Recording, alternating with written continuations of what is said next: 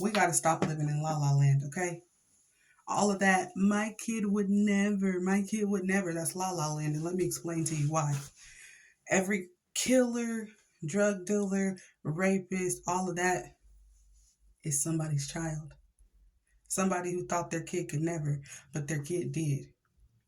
Let's face it, you're going to have a lot of judgmental people who are going to judge you for everything that your child does. But at the end of the day, some children have just allowed the devil into their lives. And some children are just being controlled by those dark forces. And some children will do things that oppose to what they are taught in their household.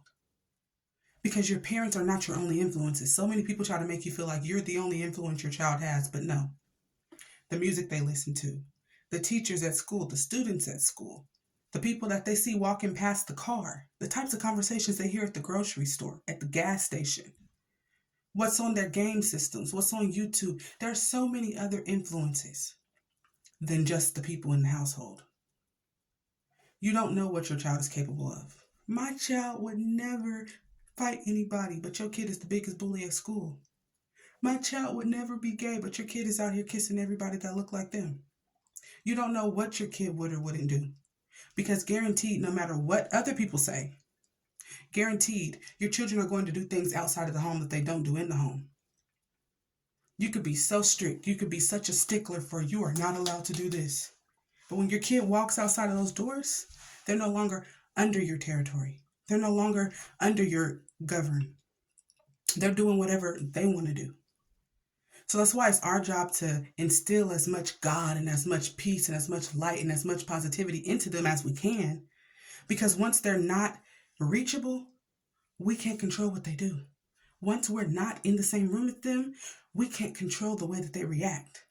We got to instill God into their heart. We got to instill our voice into their heart.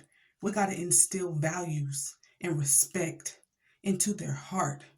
That way, it exudes itself no matter what room they walk into. But sometimes you can be the best parent in all ways and your child can still wind up doing things that they shouldn't do. That's not a you problem, that's a them problem. Everybody has to answer to God. So stop living in la la land and thinking my child would never, and just start having those hard conversations with your child before they do, or in the midst of them doing.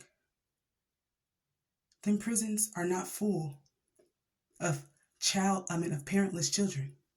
All of those children have parents, whether it's foster parents or actual parents.